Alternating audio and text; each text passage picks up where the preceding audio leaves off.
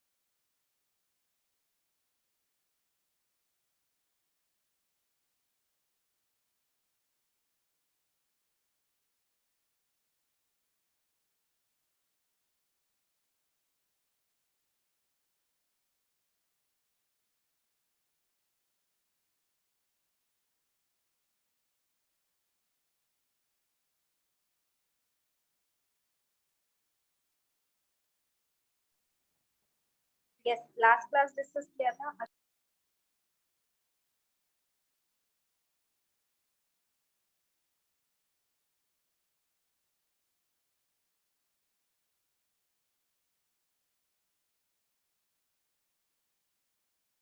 I will repeat it because किसी ने भी एक बार भी नहीं बोला क्लास में कि पोएम में एक भी बिब्लिकल रेफरेंस नहीं है, जबकि वहां पर एनालिसिस में बताया था स्टार्ट करने से पहले कि यहाँ पर 2 बिब्लिकल रेफरेंस एटलीस्ट है.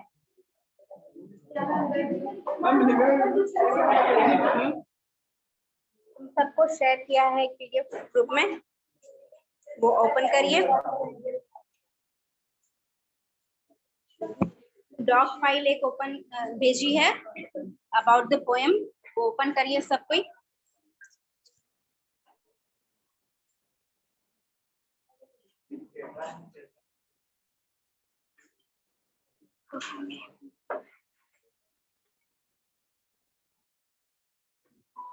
यस, सबने ओपन कर लिया. जिसका नहीं ओपन हो रहा है वो, क्योंकि डॉक फाइल है तो आपको पास डॉक रीडर होना चाहिए. ठीक है. फॉर फर्दर पर्पस ऑल्सो आपको जितने भी टीचर्स देंगे फाइल्स, वो तो या तो पीडीएफ फॉर्म में होंगे या तो डॉक फाइल में होंगे. तो पीडीएफ रीडर, डॉक रीडर हमेशा रहना चाहिए. यस, फर्स्ट थिंग जैसे मैंने आपको बताया था कि जो ये पोएट है, ठीक है, क्योंकि पोएम से पहले आपको पोएट के बारे में जानना है. तो पोएट जो है यहाँ पर वो half of the life he was blind. ठीक है. He was soldier before he got blind. ठीक है, वो सोल्जर भी रह चुके हैं और पोएट भी थे. ठीक है. 1950s में यहाँ लिखा गया है कि वो ब्लाइंड हो गए थे. इसका मतलब ये है कि at the age of 42 he became blind. At the age of 42 he became blind. तो उनका जो ब्लाइंडनेस था जब ये पोएम लिखा गया था, he was losing the ability of you can say seeing. मतलब कि उनके पास कभी कभी उनको देखने में या तो दिक्कत आ रही थी या कभी वो देख पा रहे थे, कभी नहीं देख पा रहे थे.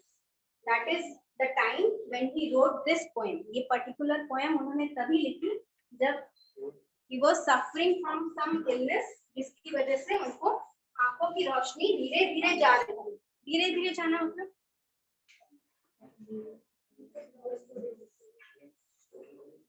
मतलब ग्रेजुअली उन्हें दिखना बंद हो रहा था. कभी दिखता था, कभी नहीं दिखता था, या धुंधला हो जा रहा था. इसी तरह का gradually he lost his site.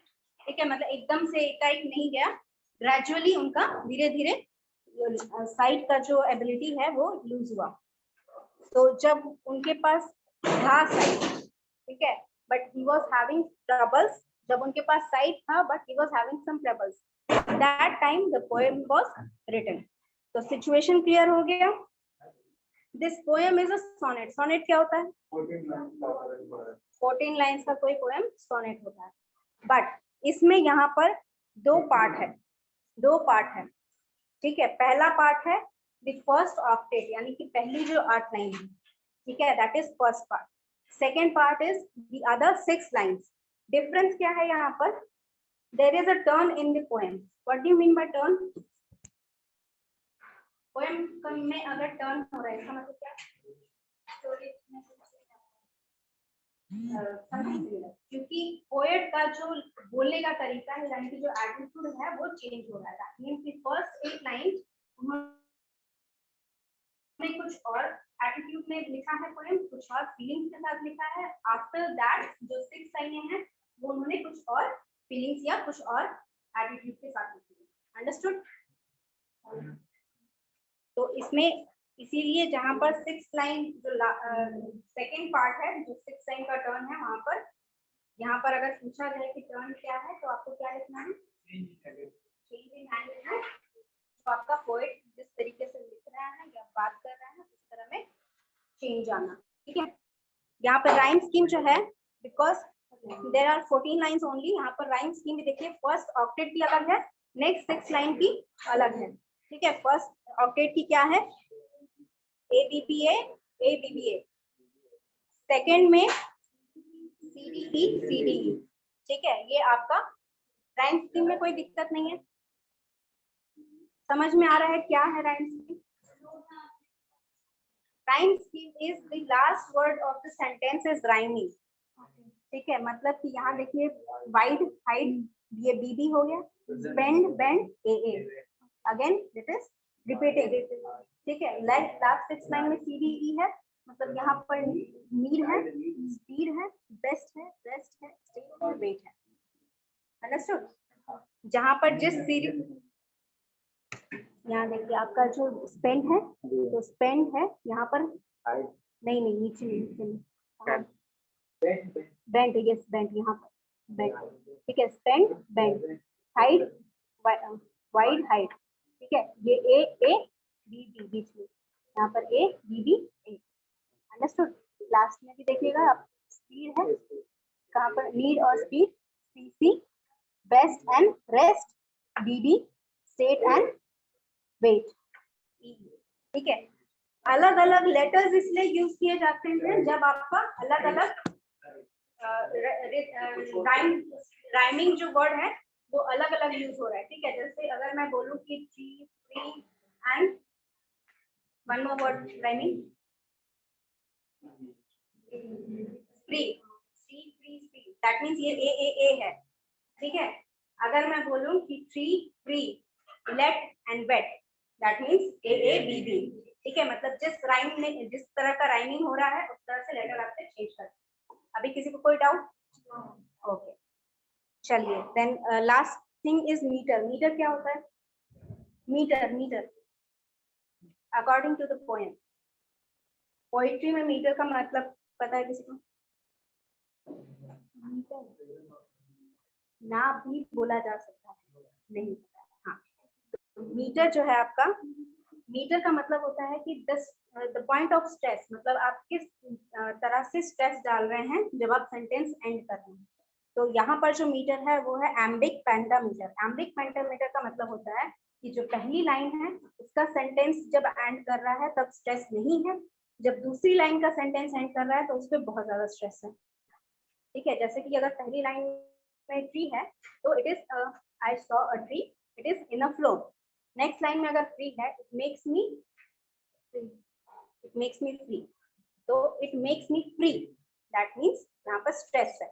तो उसी रिदम में ये चल रहा है। First line unstress, second line stressed, third line unstress, fourth line again stressed, ठीक है। वही रिदम आपका चल रहा है, देन इट इज एम्बिक पेंटामीटर। समझे? कोई डाउट नहीं अभी तक जो भी बताया?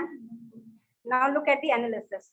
When I consider how my life is spent, यहाँ पर जो पोएट है, ठीक है, वो ये कह रहा है कि लाइट इज स्पेंट, मतलब इनका जो आंखों की, जब मैंने बताया कि पोएट्री कब लिखी उन्होंने, जब आंखों कृषि जा रही थी, यानी कि ग्रेजुअली वो डिस्कम्फर्ट फील कर रहे थे कि अब उनको पता चल गया था कि अब उनकी आंखों की रोशनी जाने वाली है। दैट मीन्स यहाँ पर when I consider how my life is spent, यानी कि जब तक मेरे पास आंखों की रोशनी है तब तक के लिए वो सोच रहे हैं कि वो क्या करें। ठीक है, उस लाइफ पीरियड को, उस टाइम पीरियड तक वो अपना लाइफ सोच रहे हैं कि अब मैं क्या करूं।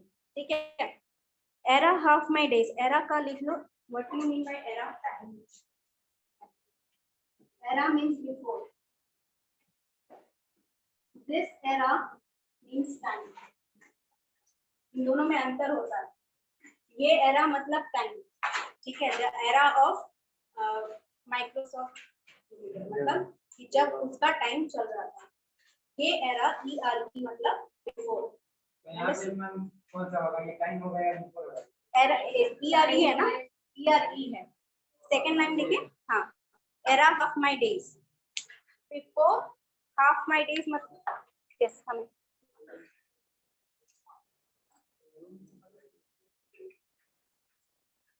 लास्ट टाइम से 10 मिनट पहले आए हो।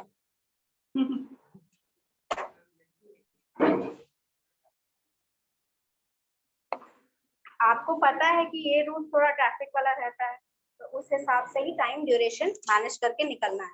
Understood? Era half my days in this dark world and wide, यानी कि before his life went dark, मतलब ये उस टाइम पीरियड के बारे में बता रहे हैं। ठीक है, बिफोर ही वेंट ब्लाइंड, जब वो ब्लाइंड हुए उससे पहले का जो सिचुएशन था उसके बारे में वो बता रहे हैं। क्या बता रहे हैं? And that one talent which is death to hide. One talent, क्या टैलेंट है पोएट के पास? पोएम लिखने का। तो अगर किसी के पास आंखें नहीं है वो पोएम नहीं लिख सकता, राइट? इन 1650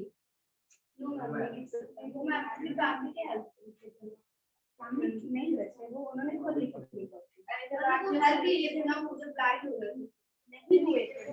वो ब्लाइंड पहले कोई, जैसे वही मैंने बोला ना कि ब्लाइंडनेस से पहले, यानी कि ग्रेजुअली ब्लाइंड हो रहे हैं, मतलब उनको कभी घूमता दिख रहा है, कभी रात के बाद नहीं दिख पाना, ऐसा भी बहुत प्रॉब्लम्स होती है। तो उस तरह की सिचुएशन है, तो जब तक उनको दिख रहा है उस डेज में उन्होंने ये पोएट्री लिखी है। तो दैट वन टैलेंट मतलब कौन सा टैलेंट? पोएट्री लिखने का। That one talent wide and which is death to hide, यहाँ death to hide जो है that is your biblical reference, Bible से निकाला गया है। ठीक है, क्या है?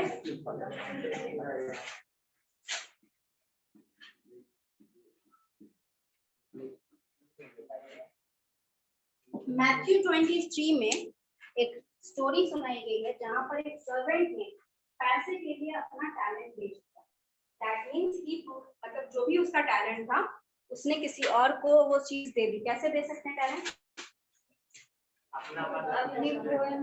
यस एग्जैक्टली, अगर मेरे पास पोएट्री लिखने का टैलेंट है तो उसने अपनी पोएट्री पैसे के लिए बेच दी।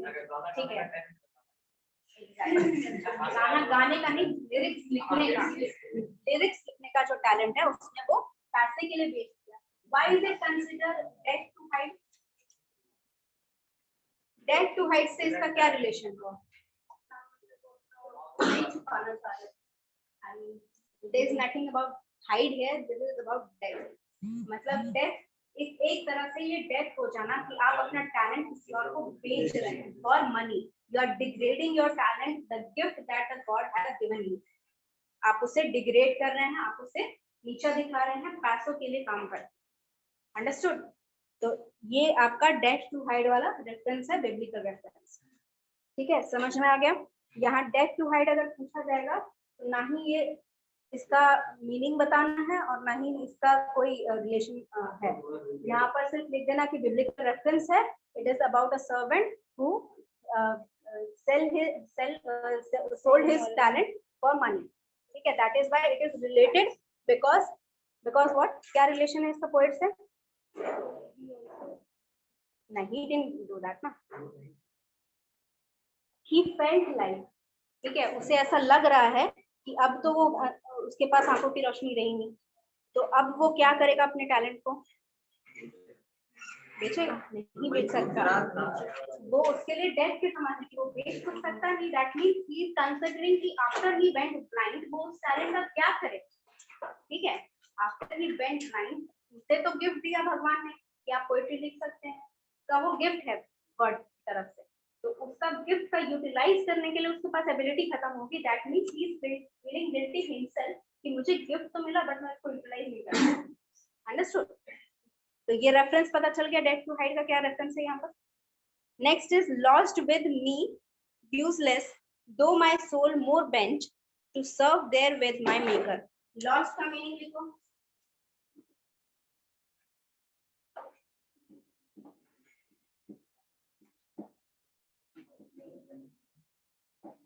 लॉस्ट का meaning living with, according to the poem. According to the poem lost with का मीनिंग लिविंग विद होता है।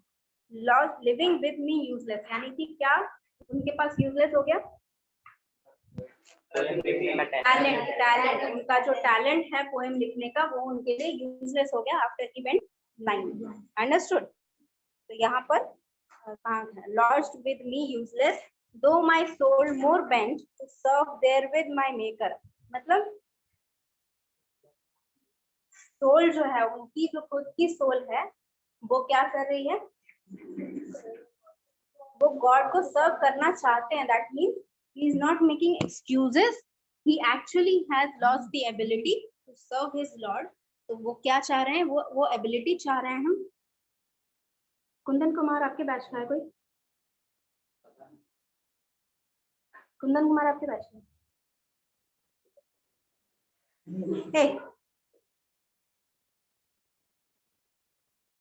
यस, यहाँ पे लिखा जा रहा है to serve there with my maker, मतलब कि वो अपना जो भी काम है वो दिल से करना चाहते हैं but he has what, he has lost the ability to perform. ठीक है, वो अब सोच नहीं पा रहे हैं कि वो अब क्या करें अपने भगवान के लिए। ठीक है, क्योंकि उनके नंबर है तो इसको आप collective I am not adding.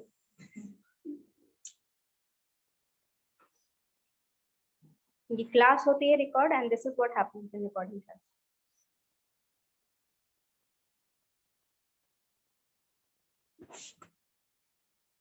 जो सोल है, मतलब उनकी खुद की जो सोल है वो उन्हें कहती है कि तुम्हारा क्या काम है, तुम्हारा काम है कि तुम भगवान के लिए कुछ करो। ठीक है, जो तुम्हारे मेकर हैं, जो तुम्हारे गॉड हैं, उनके लिए तुम जो भी तुमने किया वो सारा तुम क्या करोगे, present my true account lest he return chide. यहाँ पर प्रेजेंट माई ट्रू अकाउंट किसको बोला गया है? Are you able to hear my voice? यहाँ पर बोला गया है कि प्रेजेंट माई ट्रू अकाउंट, मतलब कि उन्होंने जो भी काम किए, भगवान ने उन्हें गिफ्ट दिया पोइट्री लिखने का, तो उन्होंने जो गिफ्ट को यूटिलाइज किया है अच्छे कामों के लिए। ठीक है, टू शो व्हाट, यहाँ पर देखिए, यहाँ पे भी रेफरेंस बिब्लिकल क्यों लिया जा रहा है, क्योंकि पोएट क्या दिखाना चाह रहा है, the greatness of God, right. उनका फॉरगिवनेस दिखाना चाह रहा है, उनका ग्रेटनेस दिखाना चाह रहा है। तो that means he is spreading love for God, यही स्प्रेड कर रहा है। तो उनका ये टैलेंट उन्होंने यूटिलाइज किया अच्छे काम के लिए, तो ये अकाउंट वो क्या करेंगे, वो भगवान के सामने लेके जाएंगे that I have done these things, I want to show my Lord that I have done all these things, even if what lest he return child। यहाँ पर child मतलब क्या बताया था, नहीं एक तरह से इग्नोर नहीं, child का एक्चुअल मीनिंग यहाँ पर जो मीनिंग था वो मैं लिखवा देती हूँ। हाँ वही, वो एग्जैक्ट वर्ड मुझे याद नहीं आ रहा था कल, इसलिए मैंने नहीं लिख पाया। होल्ड और रिब्यूक, रिब्यूक मतलब क्या होता है? कमेंट बच्चे, इतना लेट से आ रहे हैं, 21 हो गया। Sit down. साइड का मीनिंग यहाँ पर होगा रिब्यूक और होल्ड। कौन होल्ड करेगा? गॉड। हाँ, अगर वो कह रहे हैं कि अगर मुझे भगवान डांट भी दे तो मैं उनको अपना सारा अकाउंट दिखाऊंगा जो भी मैंने काम किए हैं। ठीक है, यहाँ तक सबको समझ में आ गया? Any doubt? ठीक है, उनको वो यहाँ पर सिर्फ एक ही रेफरेंस नहीं दिया जा रहा है कि भगवान गुस्सा कर रहे हैं, यहाँ पे ये भी रेफरेंस दिया जा रहा है कि उनको डर भी लग रहा है ये चीज का कि वो गुस्सा करेंगे। क्यों गुस्सा करेंगे सर? क्यों डर लग रहा है उनको? जब उन्होंने इतने अच्छे काम किए तो क्यों उनको डर लग रहा है कि भगवान गुस्सा करेंगे? एग्जैक्टली वो क्योंकि ब्लाइंड हो जाएंगे तो उनका जो एबिलिटी है पोएट राइटिंग का, पोएम राइटिंग का, तो वो पोएम तो राइट नहीं कर पाएंगे जब उनकी एबिलिटी खो जाएगी। तो उनको ये डर लग रहा है कि भगवान कहीं मुझ पर गुस्सा ना हो जाए, because I am not able to further my abilities, I am not able to use my abilities. जो उन्होंने मुझे गिफ्ट दिया वो मैं यूज करके कुछ नहीं कर पा रहा हूँ भगवान के स्प्रेड करने के लिए, उनका जो अच्छाई है, उनका ग्रेटनेस स्प्रेड करने के लिए मैं कुछ नहीं कर पा रहा हूँ। अंडरस्टूड? ओके, नेक्स्ट है dot God exact day labour light denied. यहाँ पर डॉट का मतलब पता चल गया, डज है, और डे लेबर जो है, ठीक है, यहाँ से लेबर डे या डे लेबर क्या है? डे लेबर है। डे लेबर मतलब,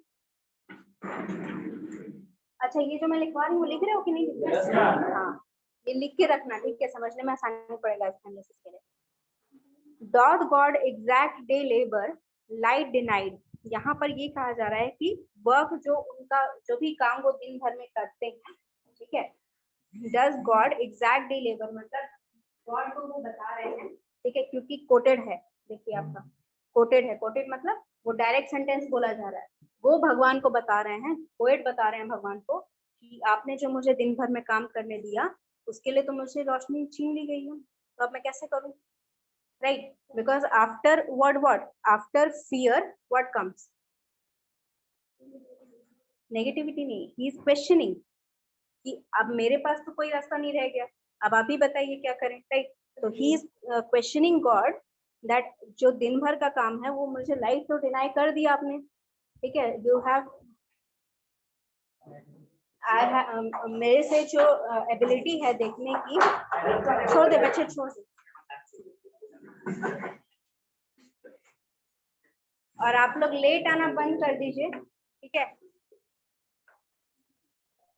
लाइट डिनाइड मतलब उनका जो एबिलिटी उनसे ले लिया जा रहा है, उसकी वजह से वो गॉड के लिए अब आप जो दिन भर का काम है वो नहीं कर पाएंगे, ठीक है। तो ही इज आस्किंग कि अब तो लाइट अब मेरे पास एबिलिटी नहीं रही देखने की, यस, तुम्हारी आवाज नहीं सुनाई देनी चाहिए unless and until I am asking questions. तो लाइट डिनाइड मतलब यहाँ पर जो एबिलिटी उनसे छीन ली गई है, तो उनका जो डेज लेबर है मतलब जो दिन भर का काम है वो कैसे अब करेंगे, ठीक है। काम क्या है उनका पास? पोइट्री लिखना, ठीक है, इट इज हिज एबिलिटी जिसको वो यूटिलाइज करते हैं दिन भर, तो वो नहीं कर पाएंगे। तो वो पूछ रहे हैं भगवान से कि अब मैं कैसे आपकी देवी गिफ्ट को यूटिलाइज करूं जब मुझसे एबिलिटी छीन ली गई है, टू सी, ठीक है। 1 minute. And one more thing, online students, जब आप यहाँ पर लॉग इन कर रहे हैं please right your roll number with it. आज के बाद यानी कि नेक्स्ट क्लास से अगर मुझे रोल नंबर डिस्प्ले में नहीं दिखा, I am not going to allow you for the class.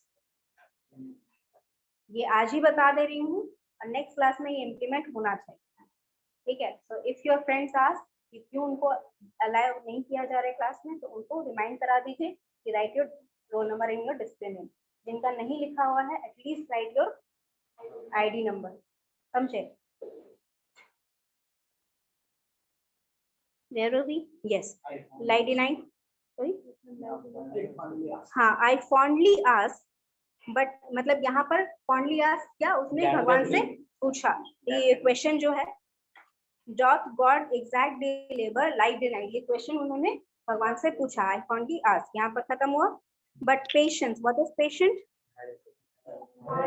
अच्छा यहाँ पर but patient नहीं, हाँ रहने दो, हम लोग का दिमाग क्या है? Yes, it is the personification of your poem. जो पोएम लिखी है वो पेशेंस के थ्रू रेफर की जा रही है, ठीक है। यहाँ पर बट पेशेंस जो है, ठीक है, यहाँ पे क्या हो नहीं पता था।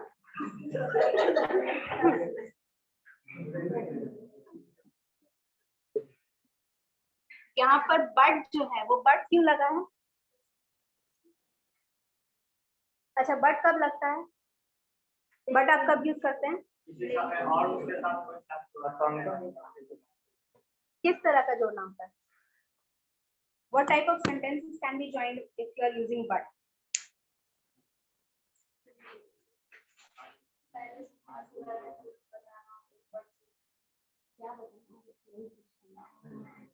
Obviously. आंसर जैसे आपने बेसिक चार्ट बताया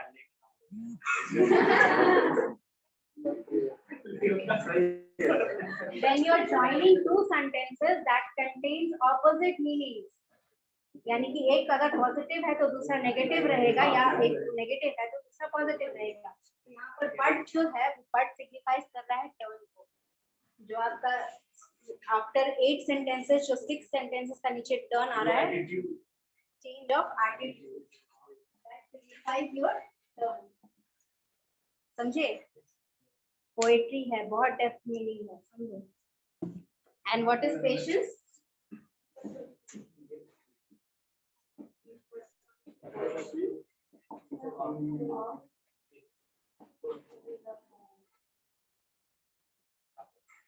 जो पोयम है ये जिसके बारे में पढ़ रहे हैं, यही पोयम जो है पर्सोनिफिकेशन किया गया है। ठीक है, पर्सोनिफिकेशन से किसी को डाउट नहीं आया? लास्ट पोयम में समझाया था, पर्सोनिफिकेशन किया गया है किसका? पोयम का किया गया है थ्रू व्हाट? पेशेंस। ठीक है, तो but patient to prevent that murmur. Murmur मतलब क्या होता है?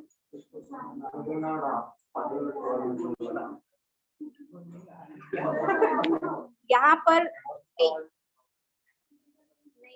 That is whisper, that is whisper नहीं, दैट इज बच्चे क्या एटीट्यूड है तुम्हारा क्लास में? Why are you always fighting with others? Ma'am अब हंसने लगता है कोई वर्ड। क्या हो गया? तो नहीं, क्या हो गया? ये मैंने क्लास में तुम्हारे ब्रिज क्लास में तुम्हें समझाया था, if everyone is laughing love with them, why are you always looking for fight? तो मैं बोल रही हूँ हंस रहे हैं तो मैं भी गुस्सा करने लगूंगी?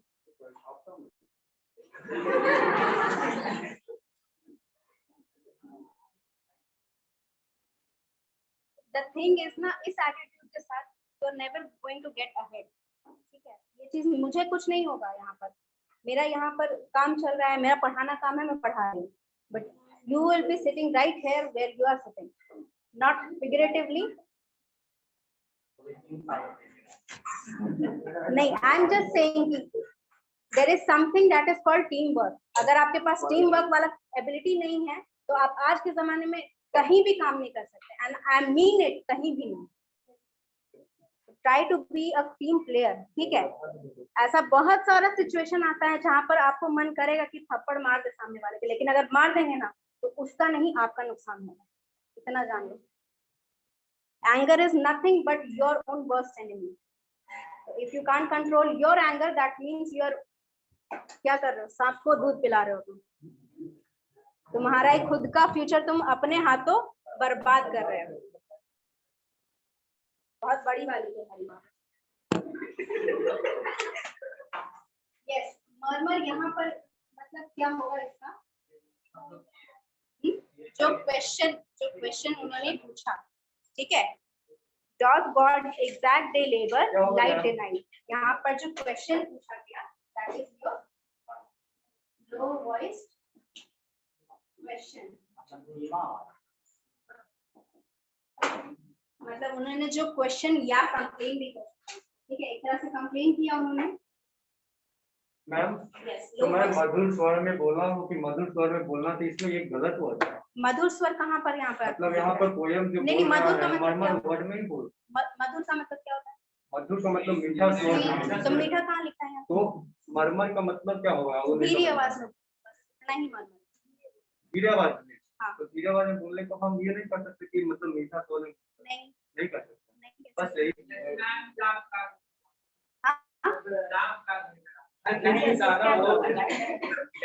Everything that is in low voice. सिर्फ मरमर का मतलब सिर्फ इतना होता है कि आप लो वॉइस में बात करें। एग्जैक्ट, हाँ, वही धीमे आवाज में जब पापा रिप्लाई करते हैं पैसा मांगने, तो वो क्या स्वीटली बोल रहे हैं? एग्जैक्टली। नहीं, स्वीटली इज नॉट इंक्लूडेड, ठीक है। मर्मर वो शायद विस्पर हो, it is only that your voice, the pitch and your volume of ना, क्या मतलब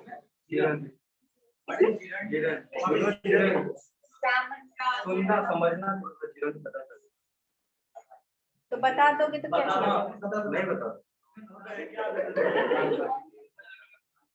नहीं बता। यहाँ पर जो उन्होंने कंप्लेन किया यानी जो क्वेश्चन किया, ठीक है, वो यहाँ पर मर्मर के थ्रू रेफर किया जा रहा है। क्या मर्मर किया उन्होंने, क्वेश्चन किया, सून रिप्लाई, ठीक है। यहाँ पर क्या क्वेश्चन है, टू प्रिवेंट द मर्मर, यानी कि जो कंप्लेन उन्होंने किया वो आगे बढ़ने से पहले उन्होंने, बच्चे आवाज नहीं करिए, यहाँ पर क्वेश्चन जो कंप्लेन उठाया उसको कंप्लीट होने से पहले यानी कि उससे आगे बढ़ने से पहले ही पेशेंस यानी कि पोयम ने खुद ही उसे रोक दिया, किसे रोक दिया, पोएट को रोक दिया क्वेश्चन करने से। भगवान की किसी भी इच्छा को आपको क्वेश्चन नहीं करना है। क्यों नहीं करना है, it is explain in the further. Soon replied, God doth not need either man's work or his own gifts, who best bear his mild yoke. अब यहाँ तक जो है God doth not need मतलब God does not need, नहीं चाहता, नहीं जरूरत नहीं, नीड मतलब ठीक है, उन्हें नहीं जरूरत है, किसकी जरूरत नहीं है, ना ही किसी आदमी यानी ना ही किसी मनुष्य के काम की जरूरत है, ना ही उसे खुद के यानी कि खुद उन्होंने जिनको टैलेंट दिया है उनके टैलेंट की भी उन्हें कोई जरूरत नहीं। अगर मैं पोइट्री लिख के दिखा रही हूँ तो उनसे उसका क्या हो रहा है, उनका कुछ नहीं हो रहा है, उनको जरूरत थोड़ी है। अगर वो महान है तो वो तो महान है ही, उनके लिए मेरा पोइट्री थोड़ी रेफरेंस कर रहा है। मैं किस लिए लिख रही हूँ, ताकि जो लोग बिलीव नहीं करते या जो लोग को डाउट है या जो लोग के लाइफ में नेगेटिविटी है उसको मैं पॉजिटिव में कन्वर्ट कर सकूं। That is for the people, not for the God, understood. तो यहाँ पर गॉड को कोई जरूरत नहीं है किसी भी मनुष्य के काम की या उनके खुद के गिफ्ट्स की, टू डू व्हाट। अच्छा, यहाँ पर माइल्ड बेयर ओक, ये जो सेंटेंस है that is also biblical reference. Yoke is your another biblical reference. योग जो है वो भी आपका एक बिब्लिकल रेफरेंस है। क्या रेफरेंस है,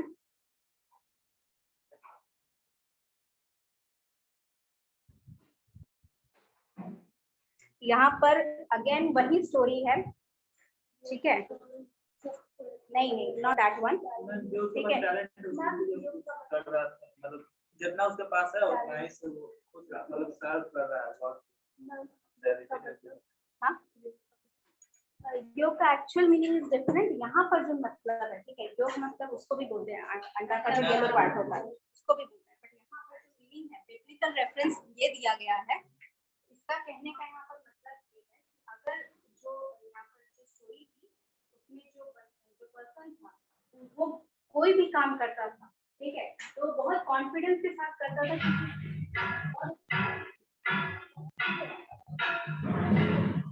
और किसी के पास कंट्रोल है ही नहीं, तो मुझे कोई टेंशन ही नहीं, वो कंट्रोल कर रहे हैं, मैं बस अपना काम कर रही हूँ।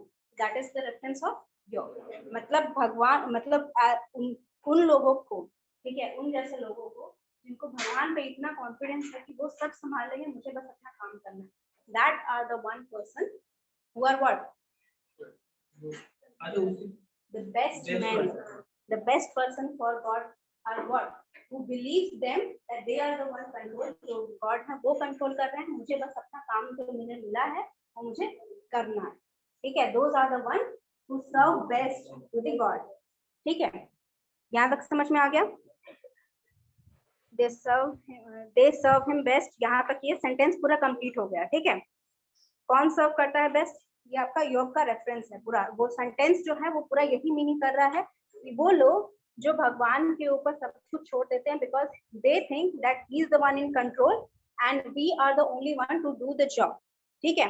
तो हिज स्टेज इज किंगली, यहाँ पर क्या रेफरेंस किया गया है कि गॉड इज व्हाट, किंग है, गॉड इज किंग, ठीक है। मतलब उनका जो भी पूरा जो दुनिया है वो उनके लिए किंगडम है and he is the one क्या हुआ? बच्चे डाउट है तो पूछ लो, ठीक है। God is his state is clingy, मतलब यहाँ रेफरेंस किया जा रहा है कि गॉड किंग है।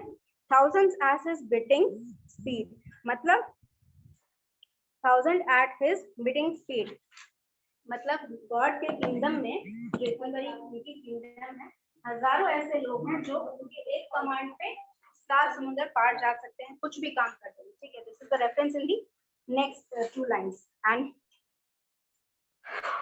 And post over land and ocean without rest, यानी कि बिना कोई ये रेस्ट लिए, बिना कोई थके, बिना कोई क्वेश्चन किए, बिना कोई कंप्लेन किए, वो क्या करेंगे कि बस एक कमांड पर कुछ भी बोला जाए उनको वो कर देंगे, ठीक है।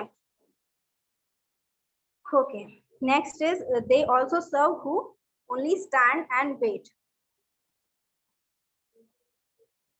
इसका मतलब वही जो मैंने बताया था, बट इट इज फिगरेटिवली, ठीक है, कि जो लोग ट्रैवल नहीं कर सकते, मान लो कि अगर कोई ऐसा बंदा है जिसको गॉड ने ऑर्डर दिया फॉर द रेफरेंस, ठीक है, क्योंकि वहां पर लिखा गया है क्या है कि गॉड के एक कमांड पे thousands of people are ready to go overseas. तो अगर if someone is not able to do that, not able is a different, ठीक है, who do not do and who are not able to में difference है। who do not do वो अपने conscious से वो नहीं करते हैं, who are not able to do मतलब उनके पास कुछ परेशानी है because of some other factors other than their will power, उनके will power से और कुछ question है जिसकी वजह से, मान लीजिए if someone is facing any problem related to lungs, तो उनको they are not allowed to go in the ship। यहाँ पर रेफरेंस में बता रही हूँ, मेटाफोरिकली अगर वो शिप पे जाना है, उनको ओवर द ओशन जाना है, तो देयर आर सम कॉन्सिक्वेंसेस जिसकी वजह से दे आर नॉट अलाउड और they are not able to afford that situation. जो गरीब लोग हैं, they are not able to afford the ticket for the ship, right. तो if even for those people God is happy because at least they have the will power, right. उनके मन में कोई शक नहीं है कि हम भगवान के लिए कुछ भी कर सकते हैं, उनके लिए भी भगवान बहुत कुछ करते हैं, ठीक है, वो भी भगवान के अच्छे सर्वर हैं, ठीक है, they are best server for them, ठीक है। यहाँ तक समझ में आ गया?